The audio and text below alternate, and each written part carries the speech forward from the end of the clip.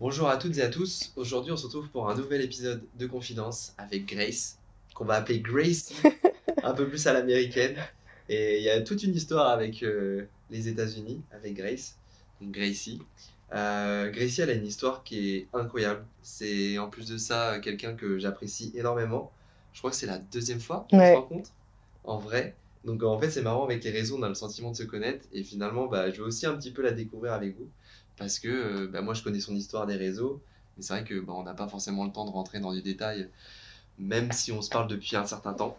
Donc c'est parti pour un nouvel épisode avec Gracie sur Confidence.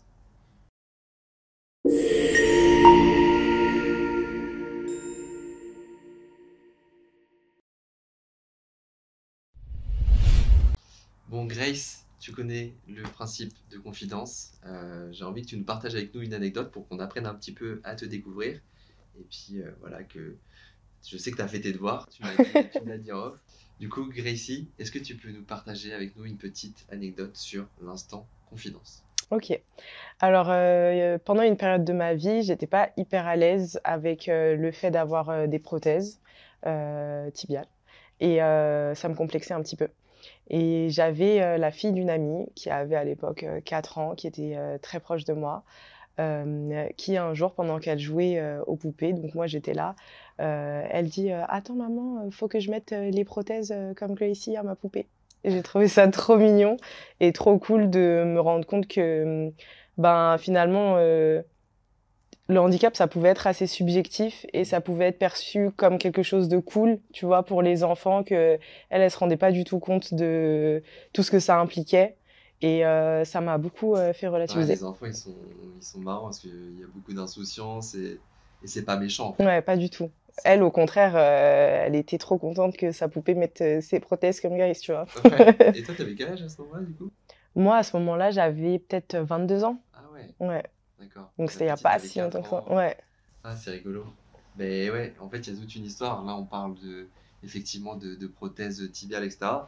On va en parler parce que Gracie, elle a une histoire qui est assez folle, vraiment. Et moi, ce que j'adore avec toi, c'est que tu as quand même un vécu qui a été traumatisant à plein de niveaux. Et quand on te voit, enfin, moi, voilà, j'ai le sentiment de te connaître depuis des années en vrai, alors qu'en Ouais. fait, on le disait, c'est la deuxième fois qu'on se rencontre. Mais tu es tellement joyeuse, tu as tellement la joie en toi, tu es quelqu'un de très lumineuse, vraiment. Et je dis pas ça pour te saucer parce qu'on est devant la caméra. Mais non, en vrai, enfin, je sais pas, je trouve que t'as tout le temps une bonne vibes, etc. Et c'est aussi pour cette raison que j'avais envie de te faire venir parce que, enfin, sincèrement, je pense que ton témoignage, il va inspirer beaucoup de personnes, il va faire écho.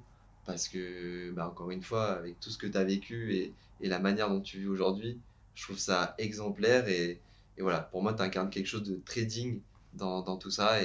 Et ça me fait vraiment plaisir que tu sois là aujourd'hui. Bah, merci de me recevoir. Je suis sincèrement touchée et j'ai hâte de partager cet instant confidence avec toi. Et ben, c'est gentil. Merci, Gracie. Du coup, Gracie, on va parler un petit peu, on va rentrer un petit peu dans le vif du sujet. Tu as une histoire qui est très forte. Mhm. Tu vas en parler mieux que moi. Pour introduire un petit peu, tu as eu un accident qui t'a conduit à être brûlé. Tu as perdu tes jambes, tu as perdu des membres de ta famille. Et finalement, tu as fait quelque chose de ta vie de grandiose aussi, de tout ça, de cet événement traumatisant. En tout cas, tu l'as pas laissé te définir.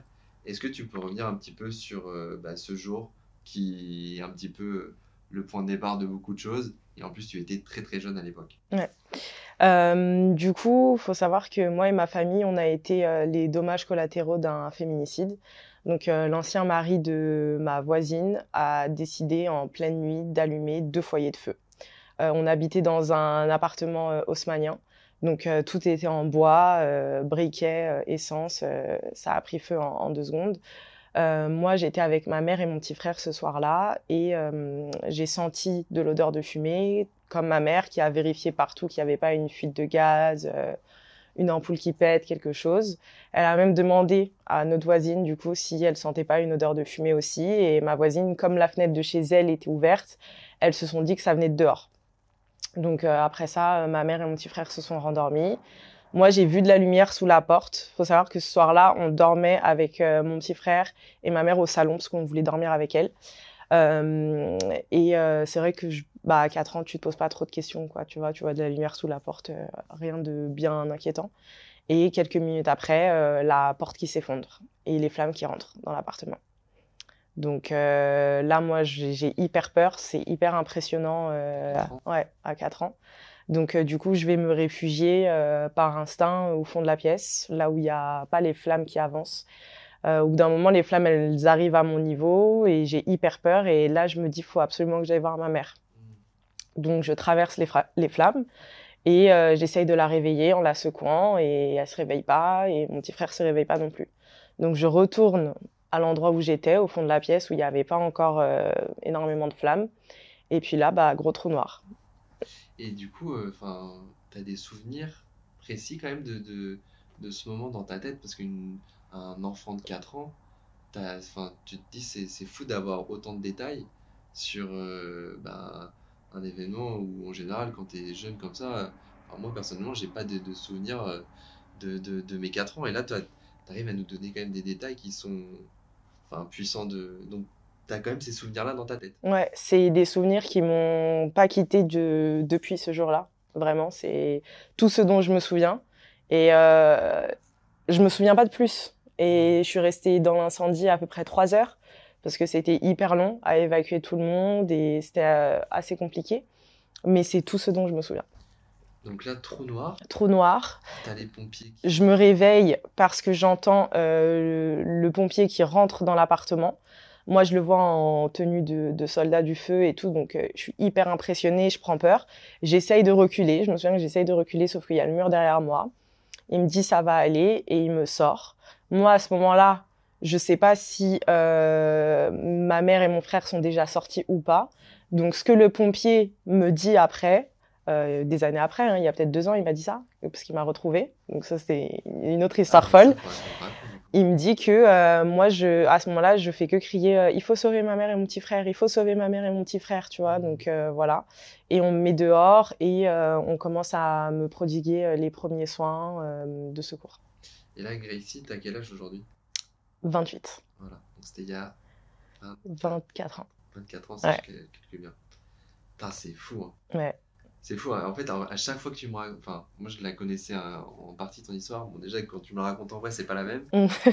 Et à chaque fois, ça m'impressionne de fou, quoi. Parce que bon, les conséquences de cet incendie criminel, du coup, c'est que toi, tu vas être grande brûlée. C'est ça.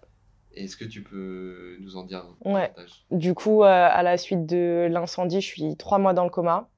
À mon réveil, je découvre que je suis grande brûlée à plus de 60% de surface corporelle et que mes 2 jambes en dessous du genou m'ont été amputées.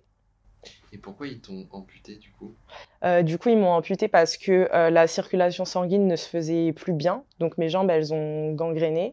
Donc pour éviter une septicémie et la mort, finalement, c'était la seule solution. Et ils ont essayé pendant à peu près 10 jours de sauver mes jambes, de refaire partir la circulation, etc. Mais elles étaient tellement abîmées, les tissus étaient tellement morts que c'était la seule solution. Et donc là, t'es brûlée, donc à quel niveau sur ton... Du coup, je suis brûlée derrière les cuisses, les jambes, c'est ce qui équivaut à un très grand degré au niveau du pourcentage, le dos et le bras droit. Parce que j'avais vu aussi une vidéo avec Julie Dossevrier, que tu connais, qui disait que, par exemple, pour recréer de la peau, ils étaient obligés de prendre des parties de peau saines pour te remettre sur les parties qui ont été brûlées, pour que la peau se régénère. Et en fait, ça te crée des cicatrices qui ne sont pas là initialement. Exactement, ouais, c'est ça. Parce qu'il y a une photo sur mon Instagram du jour J où on vient à peine de me sortir de l'incendie et qu'on me découpe les vêtements. Du coup, sur cette photo Instagram, on voit à peu près les endroits où je suis brûlée, donc les mains, je sais plus exactement dans le détail, mais on voit beaucoup de zones où en fait j'ai beaucoup de peau saine, malgré tout. Mais c'est vrai que moi, ils ont essayé de me faire des greffes de peau, mais elles n'ont pas marché, donc du coup, c'est des greffes venant de donneurs, mais du coup, ils m'ont rasé les cheveux. Pour prendre de la peau de mon crâne pour me faire des greffes. Et il se passe quoi Est-ce que tu te souviens de ce qui se passe dans ta tête d'un enfant de 4 ans quand tu te réveilles 3 mois après le coma? Du coup, moi, quand je me réveille 3 mois après le coma, déjà, j'ai pas l'impression qu'il y ait autant de temps qui se soit passé. Pour moi, je me suis réveillée le lendemain. Vraiment, j'ai juste eu l'impression que j'avais dormi toute la nuit et que voilà. Donc, je me souvenais très bien de tout ce qui s'était passé. Et ma première question, c'est de poser à mon père, où est maman, où est Timmy, tu vois. Déjà, je comprends pas trop parce que c'est vrai que je me réveille dans une chambre stérile. Mon père, il est habillé en chirurgien. Je me souviens une tenue toute en bleu. Je me dis, qu'est-ce qui se passe? J'avais pas conscience en fait de l'effet que l'incendie allait vraiment avoir. Et c'est vrai que quand j'ai essayé de réveiller ma mère, le fait qu'elle se réveille pas, je me suis pas dit elle est morte. C'est assez abstrait la mort pour un enfant de 4 ans. Et du coup, mon père, il pleure, il n'arrive pas à m'expliquer qu'ils sont décédés. Il essaye de m'expliquer qu'ils sont au ciel, etc. Mais encore une fois, pour moi, c'est très abstrait. Je me suis dit, je vais les revoir dans longtemps. Mais longtemps, pour moi, c'était peut-être, je sais pas moi, 6 ans, 8 ans, tu vois. Et j'ai très mal. Je suis très douloureuse. Donc, je dis à mon père, j'ai mal aux pieds, j'ai mal aux pieds, j'ai mal aux pieds. Et lui, il pleure parce que il sait que j'ai pas conscience que j'ai plus mes pieds. C'est le début des douleurs fantômes. Et du coup, il appelle l'infirmière. L'infirmière, elle arrive, elle soulève le drap et elle commence à m'expliquer que j'ai plus mes pieds, tu vois. Oh, c'est ouf quand même. Ouais. Ah, c'est incroyable, enfin, genre, incroyable. Ça, enfin, l'histoire, là, genre, je me dis, t'as un enfant de 4 ans, il t'arrive ça, mais c'est terrible. Et puis en plus, avec, bon, bah, effectivement, t'apprends aussi que bah, ta maman, finalement, et ton frère bah, n'ont pas survécu à cet incendie. Et ton papa, à ce moment-là, enfin, vos parents étaient ensemble? Alors, mes parents, à ce moment-là, mon père n'était pas là le soir de l'incendie. Mes parents étaient ensemble.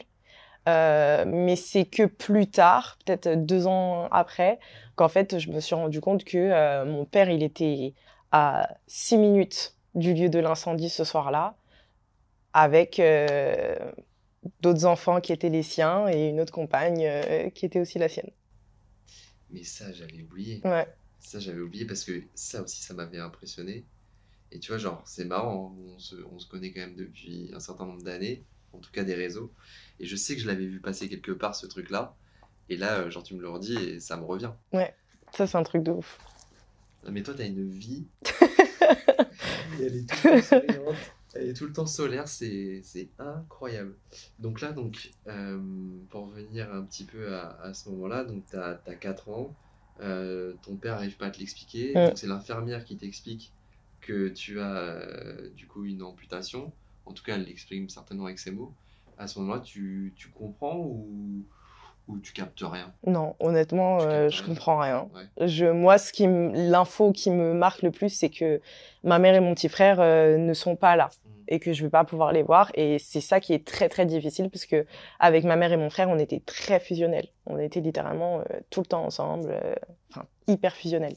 Et donc là, dans le processus de soins, qu'est-ce qui se passe à tes 4 ans à ce moment-là? Enfin, t'es amputé, il y a tout un process, j'imagine, de rééducation, de réadaptation, en plus de ça, de cicatrisation aussi par rapport à tes brûlures. C'est quoi la suite à ce moment-là pour toi? Du coup, c'est vrai que c'est très long. Je fais beaucoup de rejets de greffe, donc je suis très souvent réopérée, etc. Et au bout de à peu près 9 mois, je quitte l'hôpital. J'intègre un centre de rééducation pour enfants à Bullion. Et là, on continue les soins au niveau de la peau, les soins cutanés. Donc, je me souviens de bains de bétadine hyper douloureux, genre littéralement horrible. T'as toute ta peau à vif et on te plonge dans un bain antiseptique. Enfin, c'était franchement, j'en pleurais. Il n'y a pas de solution médicamenteuse pour Bah si, mais honnêtement, ça faisait rien. Oh là là. Ça ne m'aidait même pas, quoi. Genre vraiment, j'en pleurais pendant toute la durée du soin et tellement que ça m'épuisait mentalement et physiquement aussi. Après, je faisais des siestes de 2 heures derrière, quoi. J'étais physiquement, KO, quoi. Et en plus, je crois que c'est une des douleurs les plus vives, Ouais. les plus horribles, je crois, Ouais. en termes sur le seuil de la douleur. Ouais. Vraiment, il y a peut-être 2 semaines, j'ai regardé le film Sauver ou périr avec Pierre Ninet dedans. Et ils ont montré ce moment de bain. Et pas, je l'avais oublié, mais Enfin, franchement, de le revoir, d'entendre ses cris et tout, ça m'a replongé dans, Ouais. tu vois, ce que j'avais vécu à ce moment-là. Et je me suis dit, ouais, j'avais oublié à quel point c'était... Je pense que ton cerveau, il y a plein de choses qui, Qu'il occulte un peu, tu ouais, vois. Et qui sont inconscientes. Et genre, moi, des fois, c'est pareil. J'entends des bips, des trucs. Tu sais, je sens que ça me fait un truc, mm, mais j'arrive pas à l'expliquer. ouais, c'est ça. Mais ça, c'était hyper douloureux. Et ensuite, assez rapidement, peut-être au bout de 6 mois au centre de rééducation, on essaye de m'appareiller, donc de me donner 2 prothèses tibiales. Là, Euh, faut quand même attendre que la cicatrisation se fasse avant de... c'est ça. Avant Parce de que c'est un pouvoir... manchon, Ouais, c'est un manchon, donc ça veut dire on te moule, tu vois, c'est quand même un moulage. C'est un manchon que tu mets, mais malgré la cicatrisation, c'était hyper douloureux, la T'as première eu combien de prothèse. temps de cicatrisation avant d'entamer ce process-là, justement? 1 an et demi, hein. Prothèse. Un Ouais. peu plus d'1 an et demi, ouais. Ah, c'est énorme. Ouais. Oh. Et pourtant, t'es jeune, donc Ouais. j'imagine que tes tissus, ils se régénèrent peut-être. Bah, le problème, c'est comme au niveau de mes jambes, c'est des greffes. Mhm. La greffe, c'est quelque chose d'hyper sensible, tu vois. Donc, ça fait plus mal, entre guillemets, qu'une amputation classique où il n'y a pas de greffe, etc. Donc, c'était hyper compliqué. Donc là, ça fait 1 an et demi, donc là, t'as 5 ans et demi. Mm. T'as 5 ans et demi à ce moment-là. Donc là, la suite logique, c'est d'essayer de te faire remarcher, donc avec ces prothèses. Et comment ça se passe? Du coup, au début, je déteste les prothèses, Ouais. de par la douleur. On commence tout doucement, donc on me demande de me tenir debout pendant 5 minutes. J'ai l'impression que c'est une demi-heure, parce qu'il faut apprivoiser ces douleurs fantômes que tu comprends pas trop à 5 ans. En fait, j'avais l'impression que j'avais des fourmillements aux pieds. Et c'est hyper difficile à expliquer, mais j'avais vraiment l'impression d'avoir mal aux pieds, tu vois. Donc c'était hyper douloureux. Ensuite, je marche dans des barres parallèles, j'apprends à monter un petit peu des escaliers. Puis je me rends compte que finalement, avec les prothèses, j'arrive à marcher un peu plus vite et à courir. Et je me dis, bon, bah finalement, je vais pouvoir avoir une vie comme les autres petites filles et les petits garçons de mon âge, parce qu'à ce moment-là, j'étais déjà retournée à l'école, en maternelle. Ouais.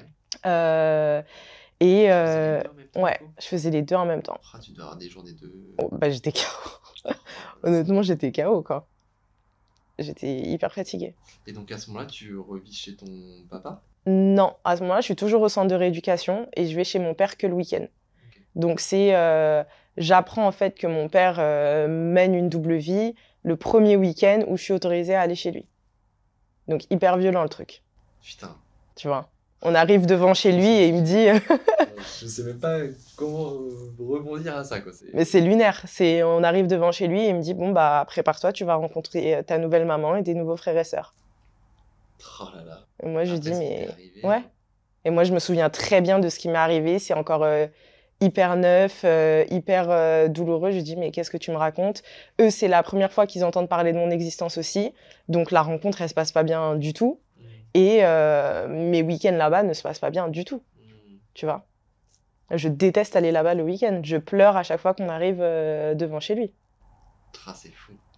En fait, il y a tellement de choses que j'ai envie de te poser comme question que je sais même pas par où commencer. Parce que là, moi, ce que j'ai envie, c'est de me concentrer sur toi dans un premier temps. Donc là, tu dis que tu détestes remarcher. Est-ce que tu te souviens quand même le moment où tu arrives à mettre À les aimer. prothèses et faire, par exemple, tes premiers pas ou ce genre de choses ou pas? Bah, mettre les prothèses, chaque matin, c'est hyper douloureux. C'est une infirmière qui me les met et honnêtement, je déteste, tu vois. Je me souviens même d'une infirmière qui m'avait dit, mais tu verras, quand tu seras plus grande, ce sera normal pour toi et tu t'en rendras même plus compte. Et dans ma tête, je m'étais dit, mais pour qui elle se prend? Genre, qu'est-ce qu'elle en sait? Elle me dit ça alors qu'elle a ses 2 jambes, tu vois. Mais je me souviens du jour où je kiffe. Ma prothésiste vient et ils veulent lui montrer les progrès que j'ai faits. Donc je marche, puis je marche un peu plus vite et j'arrive un petit peu à trottiner. Et je me rends compte que c'est trop cool finalement les prothèses. Donc ça, c'est un des meilleurs souvenirs que j'ai avec les prothèses, ouais. Et donc, à ce moment-là, t'as à peu près quel âge à ce moment-là? 5 ans et demi, 6 ans. 5 ans et demi, 6 ans. Donc là, donc on en parlait, t'apprends que ton papa avait une double vie, donc Ouais. tu te retrouves là-bas. Ça se passe comment la cohabitation? Est-ce que tu vas pas rester au centre indéfiniment Bah du coup, j'ai allé là-bas que les week-ends. En semaine, j'avais toujours les soins, etc. Et ça, tu l'as fait pendant combien de temps? 2 ans. 2 ans? Ouais. Donc ça t'amène à tes 7 ans. 7 ans? Ouais. Du coup, ça m'amène à mes 7 ans. Et en fait, il y a un jour, une infirmière me réveille. Elle me dit, écoute, Grace, t'es guérie. On va te préparer. Et puis, tu vas aller vivre chez ton père et tu vas retourner à l'école. Bah là, j'allais rentrer en CE1. C'était l'été avant que je rentre en CE1. Peut-être au mois d'août, quelque chose comme ça. Et tout le monde est hyper content pour moi parce que ça a été un long parcours, etc. L'ambulance vient me chercher, on arrive chez mon père. Mon père dit, bah écoutez, il serait préférable que vous la laissiez chez sa tante. Et depuis, plus de nouvelles. Et depuis, plus de nouvelles. Ouais. Là, t'as jamais reparlé à ton papa? Je lui ai reparlé il y a 2 ans parce qu'il m'a vu dans une pub dans le métro, tu vois, et qu'il a réussi à reprendre contact avec moi, mais je l'ai pas revu depuis mes 6 ans. Oh là là, et donc là, tu te retrouves donc chez la sœur de ta maman Ouais, c'est ça. qui t'accueille. Qui m'accueille, qui elle a déjà 3 filles. Mhm. Tu vois, elle a déjà sa petite vie de famille, etc., qui a aucune idée du handicap et de comment élever une petite fille dans ma situation. Faut me trouver un établissement scolaire en 2 semaines parce que j'ai ma rentrée à faire. C'est un énorme changement aussi, tu vois. Mais ce qui est fou, c'est que déjà sur les 7 premières années de ta vie, tu vis trauma sur trauma. Ouais. Comment tu vis ça en tant qu'enfant? Honnêtement, c'est hyper compliqué, mais je pense que j'ai pas conscience de tous les traumas que mon père, etc., m'inflige parce que je fais encore énormément de cauchemars du soir de l'accident et que je cherche encore et toujours à savoir quand est-ce que je vais voir ma mère et mon petit frère, tu vois. C'est-à-dire que même quand je jouais, les fois où je jouais toute seule ou quoi, souvent je jouais genre avec mon petit frère. Tu vois, les enfants, ils ont souvent un enfant imaginaire. Moi, c'était mon petit frère, tu vois. Et quand est-ce que tu prends conscience que tu la reverras pas? Je pense, justement, quelques mois après, je commence à avoir une psychologue pour enfants. Et c'est la première qui réussit à me faire parler en séance, tu vois, parce que les autres, je sais pas, je pense que leur approche, elle était peut-être un peu trop adulte pour moi à ce moment-là. Et elle, en fait, elle me fait jouer. Donc, elle me met dans son bureau, elle me laisse jouer avec des poupées, plein de trucs. Et en fait, elle me pose des questions et j'arrive à parler. Et elle me fait dessiner ce que je vois dans mes cauchemars, etc. Et je me souviens pas honnêtement comment elle m'explique la mort, mais je comprends que je les reverrai pas avant très très très très très très longtemps, quoi. Et donc là, à ce moment-là, tu es chez ta tante. Je suis chez ma tante les week-ends parce que du coup, l'établissement qu'ils m'ont trouvé, c'est un établissement adapté qui permet que je puisse être en internat parce qu'il était assez loin de là où ma tante elle habitait. Donc du coup, j'allais là-bas le lundi matin et je rentrais chez ma tante le vendredi soir. Et du coup, ça se passe bien chez ta tante? Chez ma tante, ça se passe bien, mais c'est vrai que l'internat, pour moi, c'est difficile, tu vois, de te retrouver de nouveau dans un cadre où tu connais personne. T'as 7 ans, c'est hyper jeune. C'est-à-dire, en fait, on parle tous de phénomène de l'abandon. Toi, Ouais. entre la perte de ta mère, de ton frère, de ton père qui te fout à la porte et de te retrouver comme ça chez ta tante. Ouais, c'est pas facile. Tu te retrouves chez ma tante que je côtoyais pas tant que ça, même du vivant de ma mère, qui eux ont déjà un cadre familial très bien établi, des règles familiales complètement différentes de ce que... Un petit canard, quoi. Ouais, et puis tu vois, c'est vrai que moi, mes parents, ils étaient très cool, tu vois, genre vraiment très cool, on était beaucoup dans le dialogue, pas strict du tout. Honnêtement, de mon enfance, j'ai aucun souvenir où mes parents me disent non, tu vois. On n'était pas pourri gâtés non plus, mais je sais pas, comme on était des enfants cool, je sais pas, ils nous disaient oui à tout, tu vois. Et j'arrive chez ma tante où eux, leur cadre familial est très strict. Il y a beaucoup de règles, beaucoup de privations, beaucoup de non. J'ai pas trop le droit de parler de l'accident ou de ma mère alors que c'est très frais, tu vois. On me demande un petit peu de faire le deuil déjà de tout ça alors que je sais même pas si on peut faire le deuil d'un truc comme ça dans sa vie, tu vois. Enfin, donc, du coup, c'est difficile. Donc là, tu te retrouves donc à 7 ans dans cet internat. Ouais. Et ça va durer? Ça va durer jusqu'à mes 15 ans. Donc pendant 15 ans, t'es à l'internat? Pendant 8 ans, je suis à l'internat, du coup. De mes 7 ans à mes 15 ans. Donc en fait, tu rentres que les week-ends chez ta tante? C'est ça. Et pour les vacances scolaires. Ta scolarité, tu la passes? Là-bas, au lycée Toulouse-Lautrec. Ah, mais il est connu, Ouais, ils ont fait une petite série sur CC il y a pas longtemps, ouais. Ouais, ça me parle. Je crois que t'as Charlotte Allo qui fait les trottinettes Omni qui était là-bas. Ok. Sauf vous êtes... Possible. Peut-être qu'on s'est croisés. C'est quasiment sûr. Mais c'est ouf. Ouais. Putain, jusqu'à tes 15 ans. Ouais, c'est ça. Je fais mon primaire là-bas, mon collège, et je fais ma seconde là-bas. Et, enfin, je sais pas, genre, c'est une question bête, mais la scolarité, ça se passe comment parce que tu dois avoir une colère en toi ou... Au début, en fait, ma première année, elle est hyper difficile. Ma première année, celle de CE1, elle est hyper difficile parce qu'il faut accepter tout ce qui vient de se passer. C'était super étrange. J'aimais pas et je voulais juste être dans un établissement normal avec ma cousine parce que la dernière fille de mon oncle et ma tante et moi, on a 1 an d'écart. Donc moi, je voulais juste être avec elle, tu vois. Et au final, au bout d'1 an, j'arrive enfin à bien m'acclimater à l'environnement, à être proche des éducateurs, du personnel soignant, etc. Mais tout mon primaire, je me souviens que j'ai envie d'avoir une scolarité normale, parce que ce lycée-là, en fait, c'est un lycée où vous êtes 80% d'élèves en situation de handicap, 20% d'élèves en situation valide.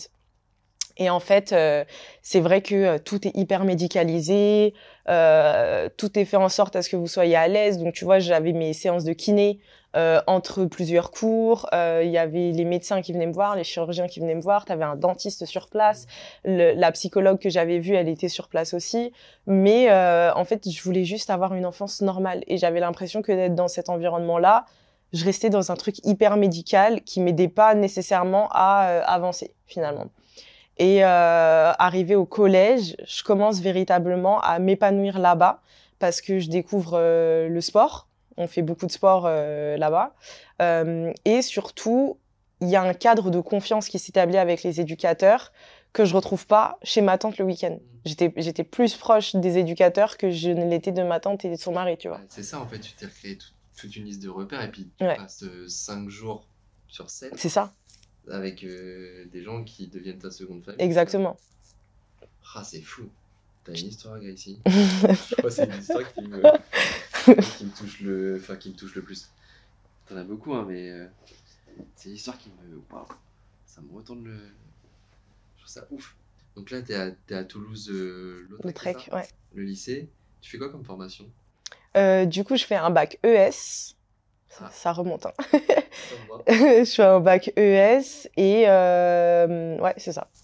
Ok. Bac éco. Bac éco. Tu l'as ou pas? Ouais, je l'ai avec mention. Ah ouais. Ouais. Ah, mais t'es trop forte, toi. Bah écoute. Mention, mais rattrapage. Ah. La deuxième fois. L'essentiel, c'est de l'avoir en vrai. Mais du coup, je termine mon lycée à Bordeaux. À Talence, au lycée Victor Louis, puisque je découvre le sport et j'intègre le sport-études de Talence en basket fauteuil. Et la force mentale que t'as, c'est incroyable. Genre, tu vis tout ça et à la fois, je me dis, c'est genre, enfin, je sais pas. Genre, en fait, je pense que inconsciemment, j'avais cette envie d'avoir une vie la plus normale possible, tu vois, et de faire des choses qui sortaient de l'ordinaire que moi, je pouvais vivre à Toulouse-Lautrec, tu vois. Mais ce qui est flagrant, c'est que tu dégages tellement quelque chose de puissant. Enfin, tu sais, t'as l'impression que, ok, t'as bas les cartes, tu vois. Ouais. Genre, pas c'est facile, mais j'ai l'impression que, ouais, t'as une détermination. Et est-ce que tu penses qu'elle s'est construite? Est-ce que tu penses que c'est inné, ce genre de... Honnêtement, je pense que c'est inné. Parce que pour avoir pu être de nouveau en contact avec beaucoup d'infirmières qui se sont occupées de moi, elles me disent toutes la force de caractère que tu avais à cet âge-là, tu avais déjà un caractère hyper fort, ça t'a mené hyper loin, etc. Tu savais ce que tu voulais. Et moi, je m'en rendais pas compte, honnêtement. Et c'est marrant parce que quand elles me disent tout ça, je me dis, mais j'aimerais tellement me revoir à cet âge-là pour savoir vraiment de quoi elles parlent, parce que j'ai pas eu cette impression-là, tu vois. Moi, j'ai juste eu l'impression de vouloir être heureuse, parce que c'est vrai que j'en ai chié, tu vois, et que j'ai beaucoup été triste, et que je me disais, mais j'ai juste envie d'être heureuse. Et c'est vrai que même aujourd'hui, je suis quelqu'un, je ne supporte pas d'être triste. Ouais. Ça peut m'arriver, tu vois, comme tout le monde, on reste humain, mais au bout de, sincèrement, genre 12 heures, je me dis, allez, ça y est, stop, quoi. Ouais. on trouve autre chose. Et en fait, j'ai toujours essayé de trouver un truc qui me stimule et qui me permet d'être heureuse. Mais avant de revenir sur le sport qui a une place Hyper importante. hyper importante parce que tu as fait du coup du sport-études. Ouais. Avant de revenir là-dessus, je pense qu'on va passer à l'instant citation parce que je pense que tu as des citations. Moi, j'ai envie de savoir un petit peu tes mantras parce que faut que tu nous les partages, de voir comment tu arrives à avancer avec une telle. Je sais pas, t'as quelque chose qui est. T'incarnes quelque chose de résilient. Alors, je sais que c'est un terme qui est pas toujours très aimé, mais je trouve que là, Non, pour le moi je coup, trouve que c'est un super beau terme. ouais, moi je l'aime bien aussi. Mais je trouve que t'incarnes quelque chose de. T'as la résilience et puis il y a que genre, c'est assez fou. Donc, moi j'ai envie que tu nous partages ça avec nous. Donc, c'est parti pour l'instant citation.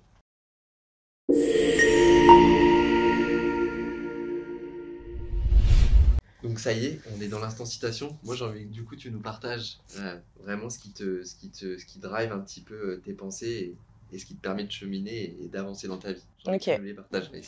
Du coup, ma première citation, elle peut peut-être paraître un peu bateau, mais moi, elle m'a beaucoup aidée. C'est après la pluie vient le beau temps. Et elle m'aide à me souvenir que, tu vois, les moments difficiles, ils sont temporaires. Qu'il y a toujours un moment où ça s'améliore et que quand tu sais que derrière, il y aura le beau temps, il faut justement se battre pour le trouver, finalement, parce que je pense qu'on peut un peu provoquer, tu vois, la sortie d'un trou noir ou d'un moment difficile. Et la deuxième, c'est une qui m'est venue assez tard. C'était au moment où j'ai fait les Jeux paralympiques à Rio. Et c'est une citation en anglais qui dit "Fake it till you make it". Donc, fais semblant jusqu'à ce que tu y arrives. Et c'était un moment où j'avais pas du tout confiance en moi. Et je trouve que ça me bouffait beaucoup, que ce soit dans mes relations amicales, des opportunités professionnelles et des moments sociaux. Et en fait, je me suis rendu compte que la confiance en soi, c'est un truc assez personnel. C'est-à-dire que si tu ne dis pas que t'as pas confiance en toi, les gens, ils le savent pas. Et c'est génial finalement. Et quand j'ai réalisé ça, dans ma tête, je me disais que j'avais hyper confiance en moi. Et ça me permettait de faire toutes les choses que j'avais peur de faire. Et finalement, quand les gens ils ont l'impression que tu as confiance en toi, t'attires des choses plutôt intéressantes. Enfin, moi, c'est ce qui m'est arrivé. Et finalement, ça m'a aidé à arriver à beaucoup de mes objectifs. Ouais, mais je pense que c'est important de nourrir ce discours intérieur, Ouais, complètement. de se dire si t'es pas le premier à croire en toi, en fait, il y a personne qui va le faire à Exactement. ta place. J'avais presque un peu une sorte d'alter ego, tu vois. Et c'est comme ça que est né un peu Gracie, tu vois, finalement. Et Gracie, c'est pour moi, Curry. c'était Gracie, c'est Stephen Curry. Non, mais Gracie, c'est la fille qui a hyper confiance en elle et qui a pas peur du regard des autres. Ouais, et puis je pense que quand tu te conditionnes à te dire, t'assumes aux yeux des autres que tu veux être confiant, tu fais tout pour apprendre à le devenir. Exactement. Exactement. Et c'est pour ça, si, parce que je dis Stephen Curry assez volontairement, c'est que j'avais vu ton interview où t'en parles. Et je sais plus à un moment, c'était quoi la question? C'était depuis ton expérience aux États-Unis, qu'est-ce que t'en as tiré? Et j'ai répondu depuis mon expérience aux States, dans ma tête, je suis un peu Stephen Curry. Donc, Stephen Curry, qui est une légende du basket tout court d'ailleurs. Ouais, c'est ça. Qui nous a bien plombé Notre finale. Voilà, qui nous a bien plombé notre finale. Et on va en parler parce que le sport, il a une place hyper importante dans ta vie. Et tu l'as rencontré finalement. Enfin, tu me diras, attends, je suis pas très clair dans mes questions, mais tu l'as rencontré à quel moment? Du coup, le sport, on en fait beaucoup à Toulouse-Lautrec. Donc, il faut savoir que toutes les activités sportives sont adaptées. Et le mercredi après-midi, tu es obligé de faire une activité sportive ou artistique. Donc moi, vu que je suis là-bas depuis toujours, finalement, j'ai tout fait. J'ai fait de la photo, enfin, j'ai vraiment tout fait. Et à un moment donné, mes copines, elles me disent ce serait cool qu'on fasse un truc où on peut vraiment interagir tout ensemble. Parce que juste avant ça, on avait fait de l'escalade. Et mis à part s'assurer, il y en a une qui monte et tout, on n'interagissait pas vraiment ensemble. Et elles me disent il y a le basket fauteuil qui est proposé. Et moi, je leur dis, mais qu'est-ce que vous racontez? Ça doit être trop nul. Les paniers, ils doivent être tout bas. À quoi ça peut ressembler? Enfin, vraiment, j'avais aucune connaissance de cette discipline. Et finalement, on essaye. T'as quel âge à ce moment-là? J'ai 14 ans. Ouais. Finalement, on essaye, on trouve ça trop cool, on arrive à être dans la même équipe, s'amuser et tout, et je me rends compte qu'il y a vraiment un côté performance à cette discipline. Donc, j'adore. Et il y a le professeur Jean-Luc qui faisait cette discipline, qui me propose de dépanner sur un championnat de France espoir lors d'une compétition. Moi, je lui dis, mais ok, mais je suis juste super nulle. Je viens de commencer. Il me dit, mais non, t'inquiète et tout, ça va aller. Je participe à cette compétition et je me fais repérer par le coach des équipes de France Espoir à ce moment-là, qui me dit, écoute, t'as un super potentiel. Il y a un centre de formation qui vient d'ouvrir à Bordeaux, un sport-études. Je pense que tu devrais aller passer des tests là-bas. Donc, moi, je me dis un peu lunaire, mais pourquoi pas? Tu vois, je suis très dans les défis et tout. Donc, j'en parle à mon oncle et ma tante qui m'autorisent à passer les tests. J'y vais. Dès le premier jour, je me casse le poignet, super. Mais les tests se sont avérés concluants et du coup, ils me disent que je peux rejoindre le sport-études à la rentrée d'après. Donc, à mes 15 ans, je déménage. Donc là, c'est quoi? Quand t'es en seconde, ça, 15 ans? Je rentre en première, du coup. Ouais. Donc là, du coup, tu vas avoir un peu le double cursus sportif et études. Ouais. Et t'arrives, en plus de ça, à nous obtenir ton bac. Ouais, là ça. Où moi, j'ai pas autant investi, j'ai pas réussi à avoir mon bac aussi vite. Mais... Bah, après, c'est vrai que, tu vois, on avait des horaires aménagés, on avait des heures d'études, du soutien scolaire, parce qu'ils voulaient vraiment qu'on obtienne notre bac, tu vois. Mais ce qui était cool, c'est que déjà, je déménageais très loin de mes parents. J'étais pas... c'est vrai que je dis mes parents, mais c'est mon oncle et ma tante, tu vois. Je déménage très loin d'eux. Donc moi, je suis hyper contente, tu vois. Je vais vraiment prendre mon indépendance. Là, nous, on est la seule discipline paralympique au milieu de plein de valides. Donc, il n'y a plus du tout cet aspect un peu médicalisé, etc. Donc moi, je suis hyper contente d'être dans un environnement normal. C'est la première fois que je vais dans un établissement classique, ouais. Tu vois. Donc, je suis hyper contente et hyper excitée à cette idée-là. Et donc toi, tu fais du basket fauteuil parce que du coup, tu peux pas... je peux pas courir très longtemps, je peux pas sauter très longtemps non plus. Et d'ailleurs, tu l'expliques dans une de tes vidéos où tu dis, je pense que c'est d'autant plus dur pour toi, parce que bon, moi pour le coup, je suis en fauteuil. C'est vrai que le fauteuil, je vais le maîtriser de manière beaucoup plus intuitive que toi. C'est pas quelque chose que tu utilises au quotidien, mais que tu peux ouais, c'est ça. marcher avec avec mes prothèses. Avec tes prothèses. Ouais, c'est ça, parce que moi, dans la vie de tous les jours, j'ai pas de fauteuil de ville. J'ai qu'un seul fauteuil, c'est mon fauteuil de basket. Donc, c'est vrai que je le vois très bien, par exemple, pendant la off-season, quand je reviens, je suis sans doute celle qui est la plus out of shape, tu vois, de tous les autres, parce que eux, même si c'est pas exactement pareil, tu vois, ils restent quand même dans le fauteuil tous les jours, etc. Donc moi, déjà, je dois apprendre à gérer un fauteuil, plus gérer le ballon, tu vois, c'est assez différent. Ouais, parce que, alors moi j'ai essayé, bon, c'est vrai que j'ai pas l'usage des doigts, mais je gérais le fauteuil, plus les rebonds, plus les règles. C'est hyper difficile. C'est hyper difficile. Et surtout que, en fait, moi, quand j'étais sur Paris, avant de déménager, je faisais du basket une fois par semaine, le mercredi après-midi. De temps en temps, le vendredi soir, si je pouvais, tu vois, en rentrant, parce que mon lycée, il était à Vaucresson, moi, j'habitais à Saint-Ouen, c'était 1h30, 2 heures de transport, après, il fallait que je reprenne le métro, enfin, c'était hyper galère. Donc, j'arrive au sport-études, où les mecs, ils s'entraînent déjà tous les jours depuis 1 an. Moi, je dois découvrir le fait de m'entraîner tous les jours, la pratique du fauteuil, du ballon, apprendre les règles et tout. Mais je me souviens que, genre, le premier trimestre, je me disais, mais comment est-ce que je vais faire? Je suis super nulle. Genre, tu vois, c'était ma question, c'est comment ça se passe, en fait, ton intégration dans ce cursus-là? Alors, je suis hyper bien intégrée. Une chose aussi à noter, c'est que je suis la seule fille du groupe à ce moment-là, parce que au niveau national, en handi-basket, c'est mixte. Mais je suis hyper bien intégrée. Les gars, ils sont hyper cool, ils essayent de m'apprendre, etc. Mais c'est vrai que moi, mentalement, c'est difficile parce que je me dis, je suis hyper nulle. Je vois les autres progresser à une vitesse folle, faire des trucs que moi, je ne sais pas faire, etc. Et quand j'arrive, eux, ils parlent déjà des jeux de 2016. Moi, je me dis, mais 2016, c'est demain, c'est dans 4 ans, impossible. Je vais travailler à fond, mais mon goal, c'était les Jeux de Tokyo. Et finalement, après ces 4 ans-là, j'ai participé aux Jeux de Rio. C'est incroyable. Et donc là, tu fais donc ta scolarité dans le même temps, tu t'entraînes à Bâle Ouais. et tu vois une évolution de ton niveau Oui. Oui, je vois une Et évolution. il n'y a pas que toi qui vois l'évolution. Oui, non, c'est clair, je vois l'évolution finalement assez rapidement, en vrai, parce que quand tu t'entraînes tous les jours, tu progresses. Et je vois l'évolution au fur et à mesure des matchs, au fur et à mesure des saisons, etc. Déjà, c'est vrai que moi, j'intègre le sport-études en septembre 2012. Et en décembre 2012, je suis invitée à mon premier stage avec l'équipe de France. Donc, bon, j'avais aucun espoir, tu vois, de me qualifier pour quoi que ce soit à ce moment-là, mais c'est déjà une super reconnaissance, tu vois, d'être invité sur un stage, parce que tu te dis que tu as quand même bien progressé et un potentiel intéressant. Et du coup, c'est vrai qu'après, je gagne en temps de jeu dans l'équipe, je gagne en rôle, que ce soit même, tu vois, dans le capitanat, je suis co-capitaine, etc. Et en 2015, je participe à ma première compétition internationale avec l'équipe de France.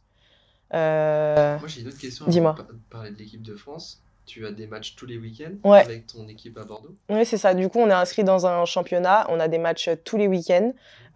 Généralement, c'est un à domicile au Krebs de Bordeaux et un partout dans toute la France. Donc à ce moment-là, au tout début, comme la structure elle était nouvelle et tout, on n'avait pas trop de fonds, donc on voyageait en minibus, tu vois. Et mes 2 dernières années, on voyageait en avion. Donc c'était hyper cool. Ok. Elle dit ça que ça. Oh, parce que quand tu dois faire un Bordeaux-Lannion en minibus, Ouais, je pas peux te ouf. dire que c'est pas ouf. Donc, tu te fais repérer par l'équipe de France, tu le dis, tu fais ta première compétition internationale. Et ça, c'était à quel moment? Et ça, c'était en 2015 et c'était à Worcester, en Angleterre. Et cette compète, elle n'était pas anodine parce qu'elle était qualificative pour les Jeux paralympiques de Rio. Donc même si moi j'étais ce qu'on appelle une rookie, tu vois, une débutante dans l'équipe, etc., t'as quand même la pression de ouf, tu vois. Enfin, c'est stressant, tu vois les vétérans de l'équipe qui sont assez stressés, tu te rends compte de l'enjeu. Et puis en fait, finalement, tu te dis, mais attends, je suis arrivée jusque-là, moi aussi je veux jouer ma place pour Rio, moi aussi je veux faire partie de l'équipe qui ira à Rio, tu vois. Donc là, à ce moment-là, il y a un truc qui se passe dans ma tête et au niveau de mes coachs aussi qui me disent mais là ma belle tu vas t'entraîner encore plus parce qu'on veut que tu fasses partie de l'équipe qui ira à Rio, tu vois. Ouais, et puis les places sont. Bah il y a 12 filles qui partent, tu vois.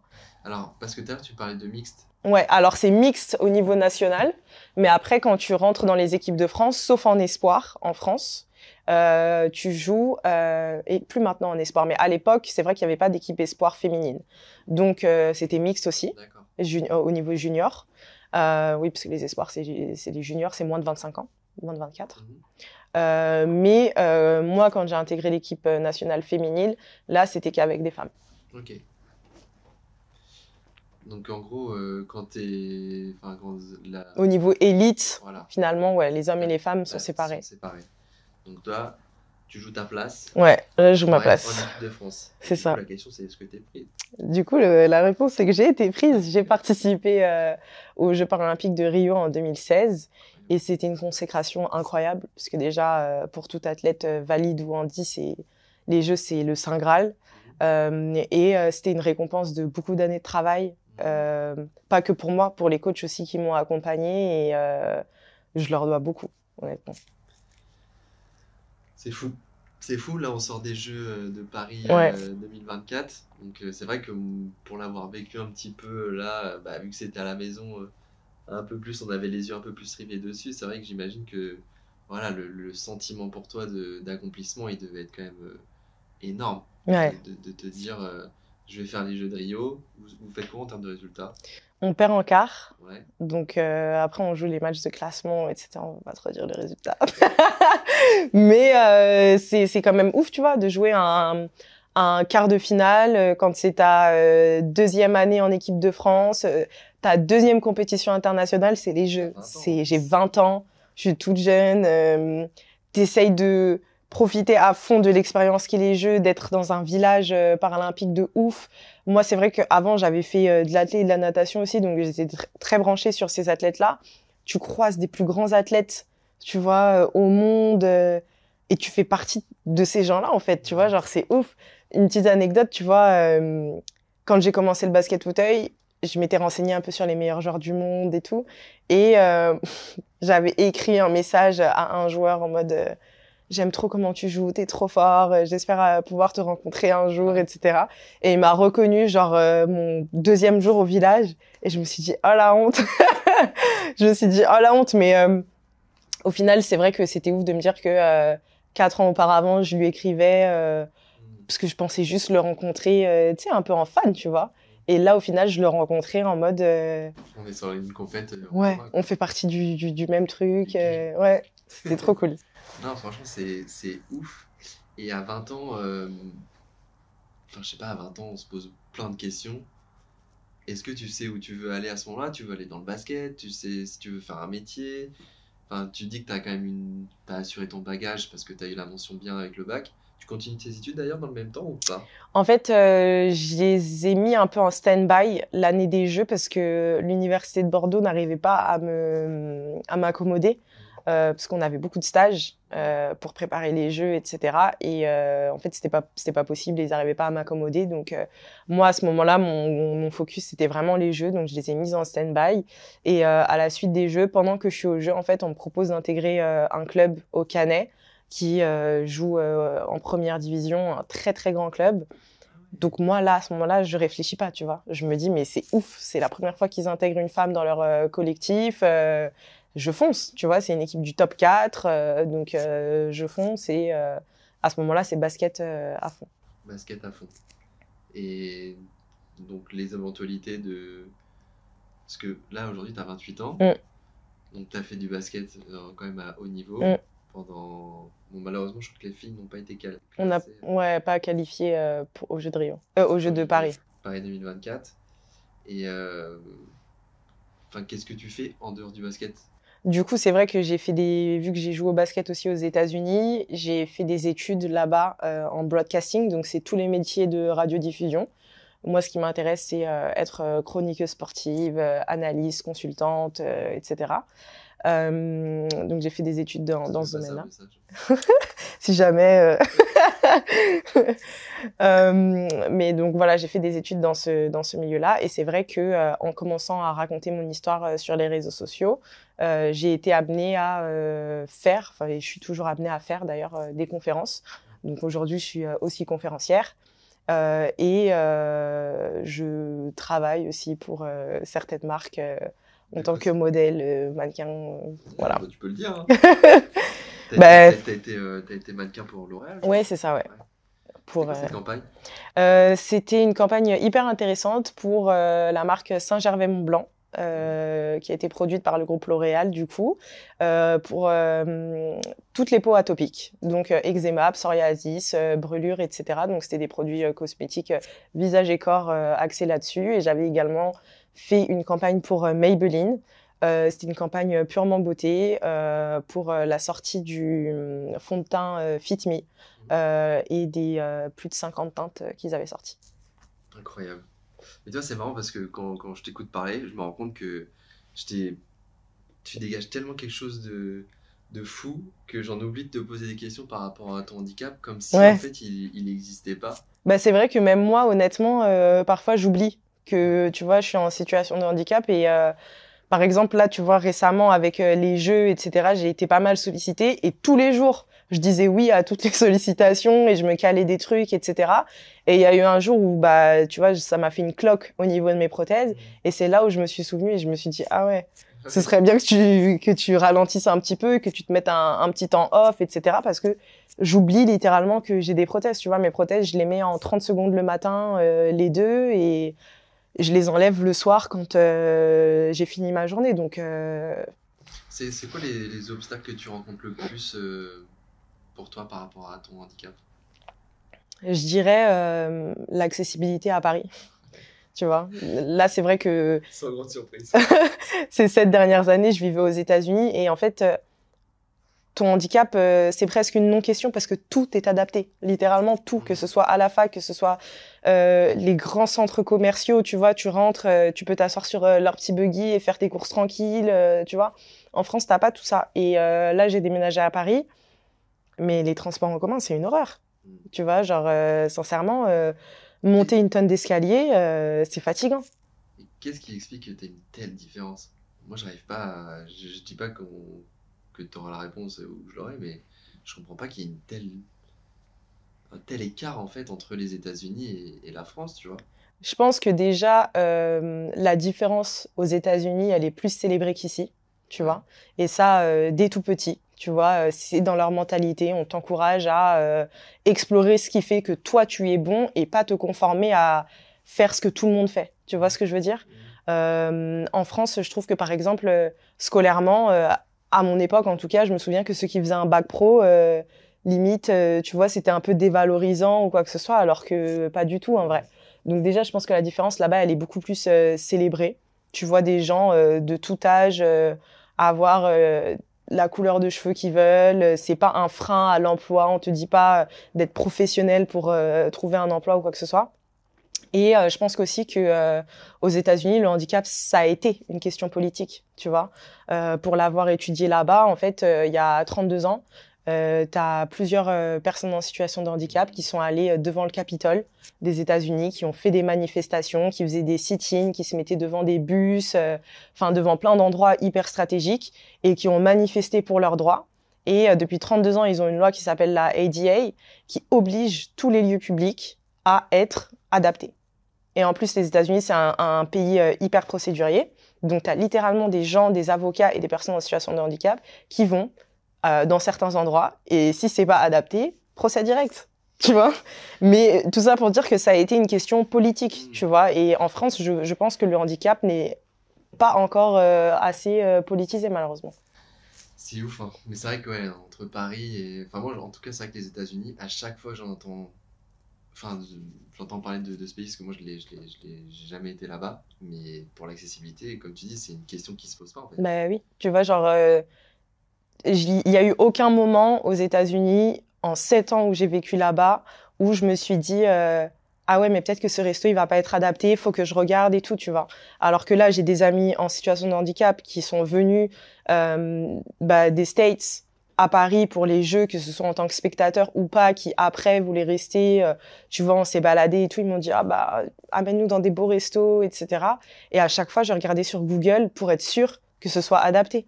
Ouais, Et c'est une charge mentale de ouais, fou. c'est une charge mentale de fou. Et donc là, donc, t'as tes prothèses, t'as plus de douleur au quotidien. Si, j'en ai encore, mais c'est vrai que j'ai appris à les dompter. Ouais. Je pense que des douleurs fantômes, j'en ai au moins une fois par jour. Après, elles sont différentes. Parfois, elles vont être, je peux avoir mal sur la soirée, Mhm. ou parfois ça va être 30 secondes et j'ai la sensation en fait d'avoir un petit coup de jus, tu vois.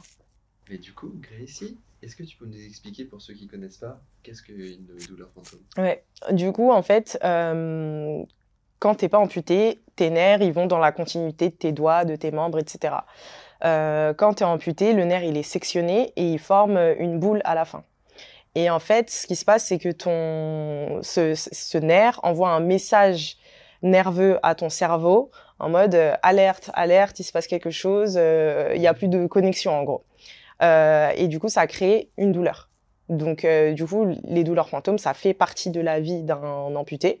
Moi, j'ai déjà essayé de faire, tu vois, des petites injections, etc., pour réduire ces douleurs-là. Mais finalement, vu que bah, tu es amputé à vie, c'est des douleurs qui sont récurrentes et qui reviennent Ouais, tout parce le qu'en temps. fait, ton cerveau s'est construit avec le schéma du Que, nerf exactement. et là que t'as pu. Mais c'est étonnant parce que moi j'avais entendu, alors je me trompe peut-être, que quand tu étais amputé plus jeune, vu que les connexions s'étaient pas encore énormément créées, t'avais moins de risque d'avoir des douleurs fantômes. Honnêtement, je sais Parce que moi pas. je sais que j'ai des potes à moi qui sont amputés, qui ont été amputés tard, qui eux en ont beaucoup, Mhm. et d'autres qui ont été amputés très jeunes, et eux en ont moins. Ok. Bah moi, peut-être que c'est pour ça que les miennes, elles sont un peu plus supportables, tu vois. Mm. Mais c'est vrai que j'en ai tous les jours, quoi. Mm.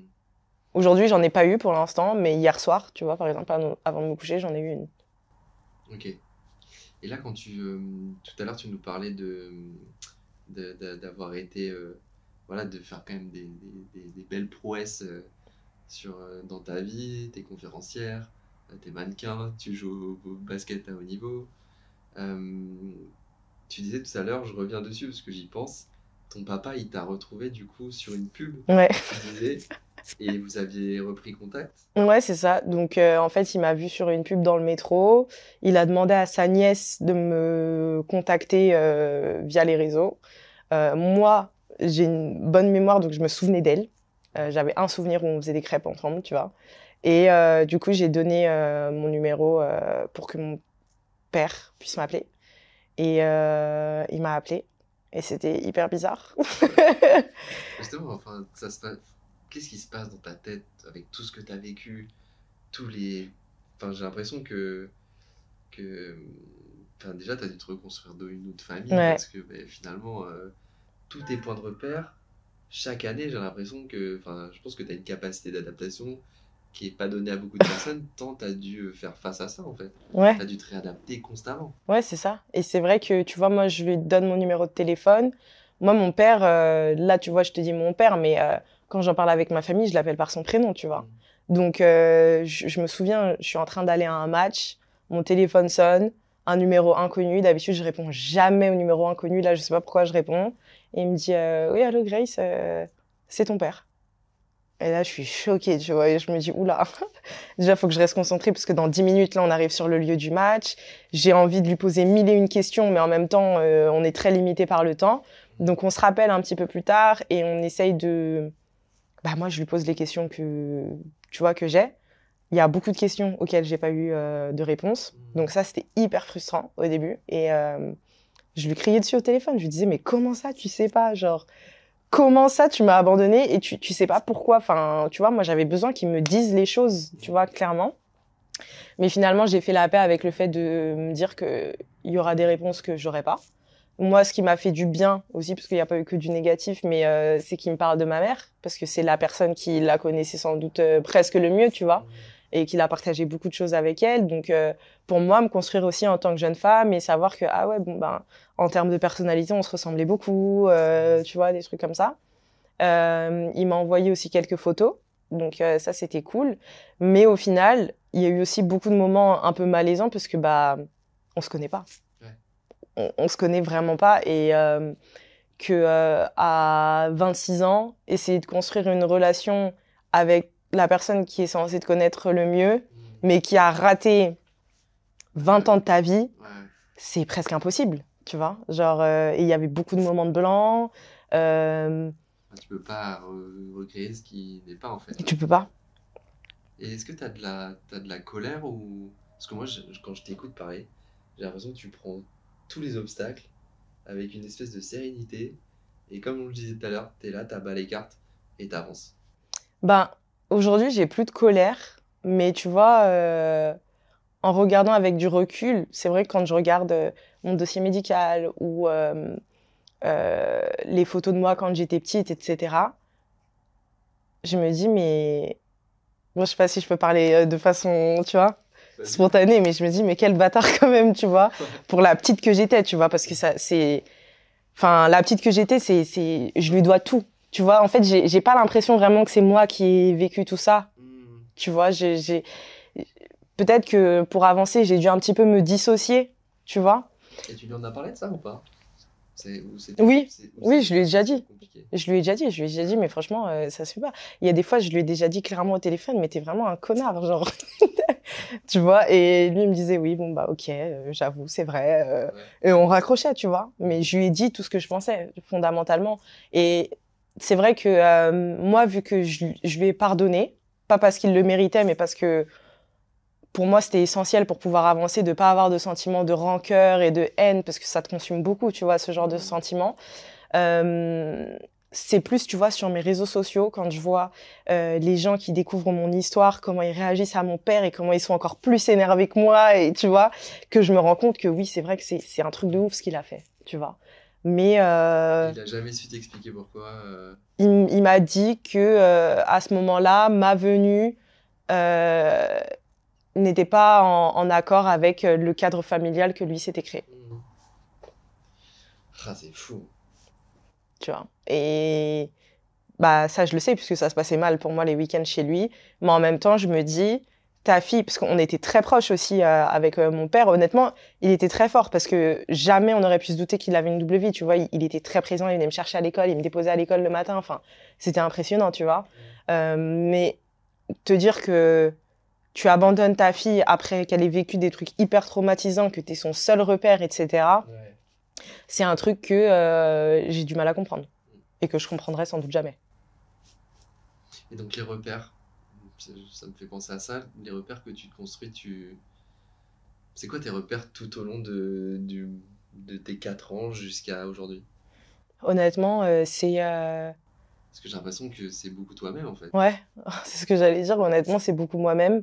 Et ensuite, c'est vrai que quand je suis arrivée dans l'adolescence, là où c'était plus difficile pour moi, tu vois, de s'accepter ton image, tu te rends vraiment compte, tu conscientises les choses, etc. C'est beaucoup mes coachs. Tu vois, mes coachs, sincèrement, ils m'ont sauvée sur beaucoup d'aspects. C'est-à-dire que, tu vois, les moments où j'aurais pu peut-être partir un peu en vrille, ils m'aidaient et j'ai conscience que j'avais une relation peut-être un peu plus privilégiée que d'autres joueurs parce que, tu vois, pour réviser mon bac, j'allais chez eux les week-ends, ils m'aidaient beaucoup, j'allais dans leur bureau, ils m'amenaient à mes rendez-vous médicaux. Enfin, ils ont vraiment toujours fait en sorte que je sois le plus stable possible dans tout ce chaos, quoi. Incroyable. Ouais. Et quel est pour toi, comment tu fais pour gagner en confiance ou comment tu as fait pour la garder? Donc tu le disais tout à l'heure, tu as ta citation, mais est-ce qu'il y a d'autres choses? Honnêtement, non. Je pense que je fais toujours semblant, même encore à l'heure actuelle, tu vois, parce qu'il y a toujours des petits moments de doute, etc. Surtout que, voilà, avec la médiatisation sur les réseaux, tu le sais bien, parfois tu te retrouves à certains endroits où tu te dis, oula, je suis pas du tout à ma place. Pourquoi tu es à côté de LeBron James, là? J'ai Mais croisé. c'est vrai? Ben oui. Ah ben oui, au 3-3, c'est ça?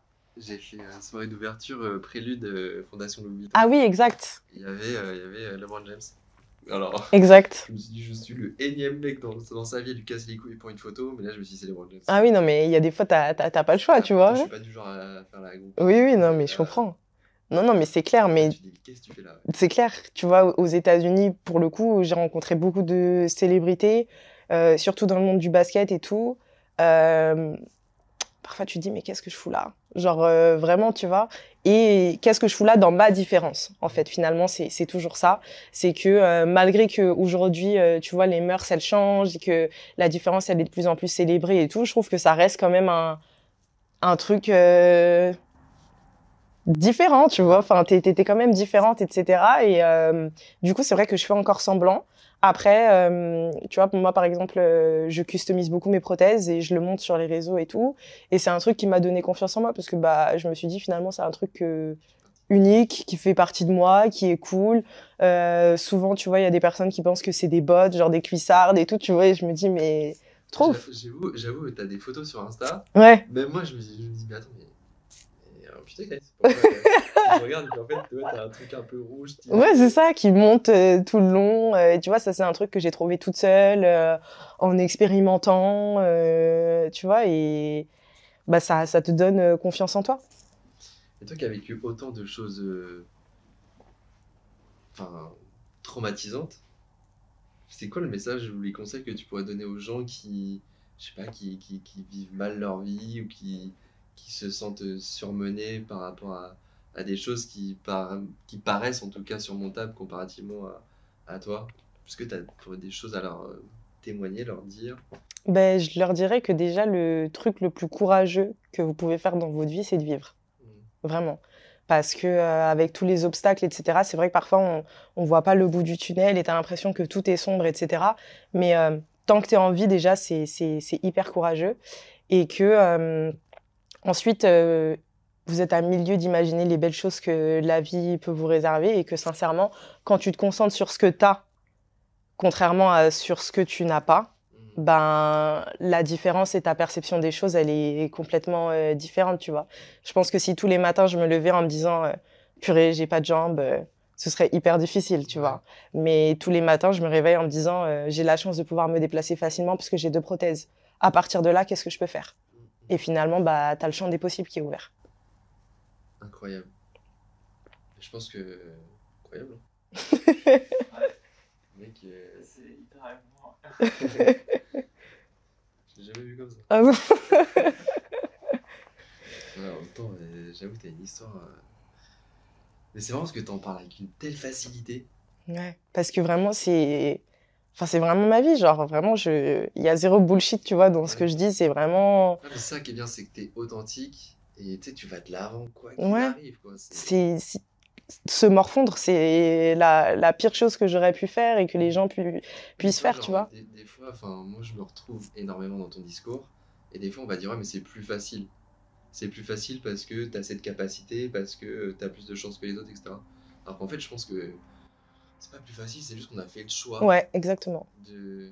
Et à la fois, tu peux pas en vouloir à des gens qui subissent des choses de manière récurrente parce qu'on le sait en plus qu'ils Ouais. vivent.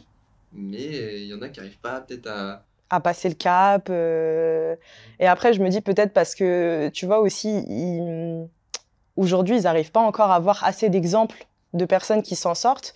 Et tu vois, c'est vrai que nous, on peut avoir un petit peu parfois le mauvais rôle dans la communauté handi parce que les gens ils disent ouais, mais vous, parce que vous êtes médiatisé, vous avez des opportunités en plus, ça, des trucs gratuits, etc. Mais tu vois, j'aimerais qu'on voit plus d'exemples de personnes qui s'en sortent mais qui n'ont pas besoin de faire des trucs extraordinaires, d'être sportifs de haut niveau, d'être El Marticino sur, sur les réseaux et tout, tu vois, genre juste qu'on montre que ben, avoir une vie normale, un taf qui te plaît et tout, c'est possible. Mais c'est vrai que, tu vois, rien qu'avoir un taf qui te plaît et tout, bah, t'es limité quand 90% des lieux, ils sont pas accessibles. Tu vois ce que je veux dire? Ouais, bien sûr. Donc, Et puis la réalité reste la même que bah, bien tu sois sûr. El Marticino ou pas. Ou Exactement, pas. mais c'est ça que les gens ils se rendent pas compte, tu vois ce que je veux dire, genre je suis très contente d'être ici aujourd'hui et tout, mais c'est vrai que quand j'ai pris le métro ce matin et tout avec ma petite valise, je me suis dit mais quelle horreur Paris, tu vois, genre c'est relou Ah ouais. et les gens ils se rendent pas compte de ça. Mais pareil après je me dis j'aurais pu décider d'être dans un mauvais mood dans le train et de me dire oh là là c'était pas cool de prendre les escaliers dans le métro et tout, mais au final je me dis tu vois je rejoins un pote pour faire un truc hyper sympa, hyper fédérateur, qui, moi, va me faire du bien et me libérer aussi. Et je passe une belle journée. Enfin, faut toujours chercher le positif, tu vois. Je suis exactement comme toi.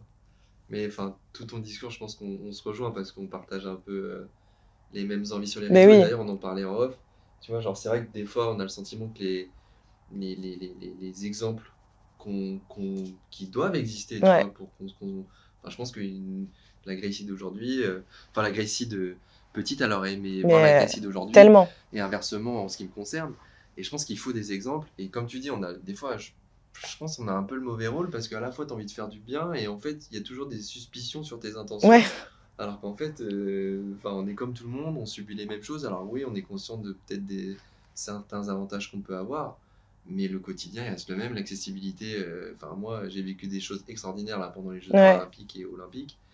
Et pour autant, pour me déplacer à Paris, alors c'est sûr que je suis pas là en train de rec avec ma caméra parce que je subis l'inaccessibilité, donc je vais pas en plus de ça prendre le temps de filmer parce que c'est trop compliqué en fait. Il faut que les gens, pour qu'ils s'en rendent compte, et justement c'est en multipliant, je pense, les exemples que les gens vont pouvoir se rendre compte des difficultés que chacun, et puis peut-être que le discours qui est le tien ou le mien ou celui d'un autre, il ira mieux. Enfin, quelqu'un s'appropriera peut-être mieux les discours de quelqu'un comme moi, et puis peut-être une autre personne en fauteuil, et en fait, c'est pas grave, tu vois. Ouais, c'est clair. Tu vois, par exemple, c'est vrai, on en parlait en off tout à l'heure, genre, tu regardes les médaillés paralympiques, genre, ils ont moins de visibilité que moi, je peux avoir. Ouais, c'est ça. Alors qu'en fait, moi, je suis le mec le plus... Enfin, j'ai fait quelques accomplissements, mais je suis comme tout le monde, en fait. Oui, bien sûr. Je suis comme tout le monde et je sais bien aussi de montrer que on n'existe pas aussi que par le sport. Bien sûr. Je trouve que le sport il est hyper important et je pense que c'est encore plus dur pour toi parce que justement tu as été au jeu, etc. Donc encore une fois on va dire c'est facile, etc. C'est un exemple de super-héros, de machin, tu sais, on a un peu entendu ça là dernièrement. Alors qu'en fait il faut des exemples et de justement de cette attention que tu as réussi à captiver, d'en faire quelque chose derrière. Et c'est ce que tu fais je pense dans tes conférences et c'est vrai que enfin, moi, ton discours, en tout cas, il me colle à la peau. Et parce que j'ai un peu le même, tu vois. Bah oui. On a un peu, non, complètement. Mais écoute, je pourrais parler des heures avec toi, Gracie. Vraiment, moi, je trouve que, encore une fois, je te sauce de ouf dans la vidéo. Genre, ouais, je te kiffe. Mais non, ce qui est incroyable, c'est... Voilà, tu dégages une sérénité, tu affrontes les choses une par une. Tu as une capacité d'adaptation qui est juste oufissime. Et puis, comme tu dis, tu avances, tu es positive. Et je pense que ça se voit sur ton visage. Je pense que les commentaires pourront en témoigner. Mais tu es quelqu'un qui rayonne vraiment. Voilà, tu dégages quelque chose de très. Beaucoup de positivité, beaucoup de positivisme, je sais pas comment on dit. Beaucoup de positivité, beaucoup de bienveillance. Tu as toujours le sourire et c'est toujours un bon moment qu'on passe ensemble. À chaque fois qu'on échange ou qu'on se voit en vrai. Ouais. C'est La deuxième fois. Et bref, et du coup, moi je t'ai posé pas mal de questions, mais il y a aussi d'autres personnes qui t'ont posé des questions. Donc on va passer à la FAQ de la commu et on va y répondre dans la prochaine séquence. Donc c'est parti pour la FAQ de la commu avec Gracie.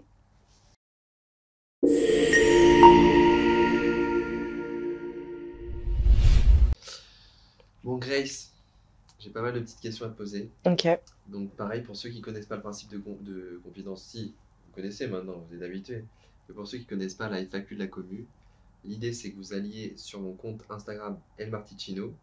Et en fait, dessus, quand je fais venir mes prochains invités, je mets une petite story. Et en fait, les gens qui regardent la vidéo peuvent poser des questions au prochain invité. Donc voilà, l'idée c'est qu'on y réponde dans les vidéos. Donc si vous voulez poser des questions aux prochains invités qui seront sur Confidence, je vous invite à me rejoindre sur Instagram. Donc c'est parti, Gracie. J'ai une question de Naomi qui me demande: au quotidien, tu gardes des traumatismes de l'accident, peur du feu, de l'eau chaude, etc. par exemple? Alors, c'est une super bonne question. L'eau chaude, non. Je prends des douches hyper chaudes, mais du feu, oui. Donc, je suis hyper vigilante avec tout ce qui est feu, etc. C'est vrai que moi, je suis à l'aise qu'avec des plaques à induction, par exemple, chez moi. Ah ouais, le gaz et tout. Ouais, je peux pas. Vraiment, Ouais. je peux pas. Ok. Genre, je peux pas.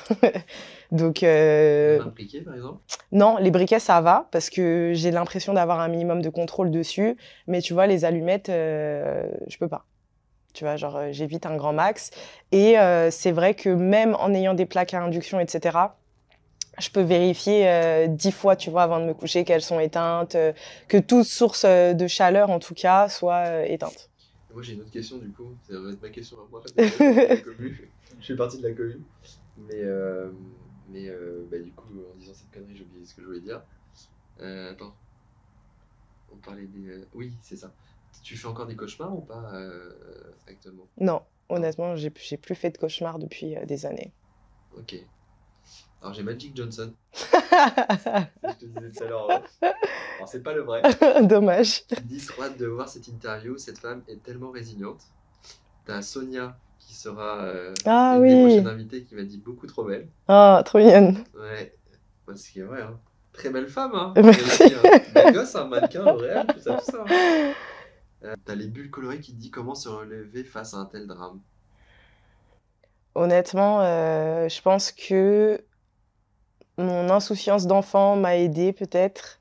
Je pense que j'ai été bien entourée, que j'ai rencontré les bonnes personnes au bon moment et que finalement, le monde est sans doute plus bienveillant qu'on peut le penser. Et que ça m'a beaucoup aidée. C'est beau. Il faut voir justement les choses qui fédèrent plutôt que les choses qui nous divisent. C'est vrai. J'ai Cécile qui dit: comment as-tu accepté ton corps? Alors, j'ai accepté mon corps véritablement. Il n'y a pas si longtemps que ça, en vrai. Je pense que ça a commencé il y a 8 ans, quand j'ai commencé un petit peu à partager mon histoire sur les réseaux. Parce que le fait de le prendre en photo, de te mettre en scène sous différentes poses, de porter des habits que tu aimes bien, dans lesquels tu te sens jolie, qui te mettent en valeur, etc., bah, finalement, tu vois ton corps différemment. Et le retour des autres, et en vrai, le regard des autres, hein, c'est ce qui m'a aidée. Et c'est marrant parce que pendant longtemps, c'est quelque chose qui m'a complexée, le regard des autres. Mais finalement, le fait de me sentir jolie avec ma différence dans le regard des autres, ça m'a aidée à m'accepter moi-même. Puis tu vois, tu soulignes un truc qui, forcément, je transpose, mais je trouve que l'image et la photo, elle peut être tellement thérapeutique. Enfin, je suis comme toi. Moi, je me suis tu te sens, au début, tu perds en confiance, Mm. tu te trouves forcément moins séduisant, etc.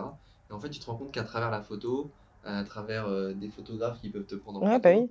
et il y en a un qui est super ici, parce qu'il en a fait de moi, Kev, et c'est vrai que, tu vois, le fait de te sentir séduisant de nouveau dans un corps qui est nouveau, alors plus Oui, pas tant nouveau pour moi parce que ça fait 7 ans, mais je trouve que ouais, ça te permet vraiment de te réapproprier une image de toi qui est moins celle que tu t'es fait au début. oui, parce que c'est vrai que de nous-mêmes, on peut avoir une image un peu péjorative, tu vois, de nous-mêmes. Tu te vois tous les jours dans une glace. Je sais pas, pendant les périodes où tu déprimes un petit peu, tu vas peut-être avoir tendance à mettre des vêtements un peu plus amples pour cacher certaines choses, etc. Alors que finalement, tu vois, un photographe, il a cet œil différent, ce regard du beau et je sais pas. Ouais, puis Moi, peut-être ça que m'a les beaucoup gens ne aidé. voient pas comme nous aussi on se voit. Bah oui, ça, je pense que c'est le plus grand truc. Ouais. Du coup, j'ai Slapman qui Ah! était dans une de nos vidéos sur Confidence. D'ailleurs, je vous mettrai certainement un lien soit en description, soit qui apparaît à l'écran, que tu as vu d'ailleurs, Que j'ai rencontré. que tu as vu, que toi tu as vu. Je sais qui est Toi, Slapman. tu sais qui c'est maintenant. Et il s'appelle. Et Slapman, du coup, il m'a posé une question. Donc, d'ailleurs, c'était pas du tout prévu qu'il arrive aujourd'hui. Ok. Je devais le voir hier. Et en fait, au moment où je devais aller pour te chercher, il est arrivé en voiture. Et en fait, il s'est proposé de venir te chercher. Oh, trop gentil. Donc, sachant que tu avais tes prothèses, etc. Donc, il t'a posé une question, sachant qu'il n'allait pas te croiser aujourd'hui. Et tu vois, il te pose la question, c'est-elle créer une famille de cœur? Ah. Ben, c'est sans doute ma question préférée. Et honnêtement, oui. Ma famille de cœur, tu vois, j'ai des coéquipiers avec qui j'ai joué, notamment à Bordeaux. On a un groupe où on se parle tous les jours. On est 4 dedans. On se parle littéralement tous les jours. C'est mes frères, genre vraiment pour la vie. Et il y a beaucoup de personnes que j'ai pu rencontrer via les réseaux, dont toi, tu vois, que je sais que, tu vois, je sais pas si demain... C'est pas eu beaucoup pour des gens de la même famille. Ouais, mais on se parle quand même beaucoup, tu vois. C'est la deuxième fois qu'on se rencontre. On va dire qu'on habitait dans des pays différents aussi. Non, mais plus sérieusement, tu vois, il y a des personnes que j'ai pu rencontrer sur les réseaux sociaux, que je considère énormément et que je sais que genre demain, si je me marie, ils seront là et c'est des personnes qui sont contentes pour moi profondément au moindre truc que je fais, qu'il soit petit ou plus grand et qui m'ont toujours encouragée dès les débuts et qui m'encouragent encore aujourd'hui, tu vois, et franchement, je leur dois tout aussi, hein, sincèrement. Trop cool. Et t'as dit que les gens de ta famille seront invités à ton mariage, donc vu qu'a priori je fais partie de ta famille. Bah, tu seras invité. C'est dans la boîte. Cool, Grace. Bah écoute, voilà, on a répondu à la FAQ de la commu. Maintenant, on va passer à la dernière séquence de cette interview. On va passer à la question signature de confidence. C'est parti.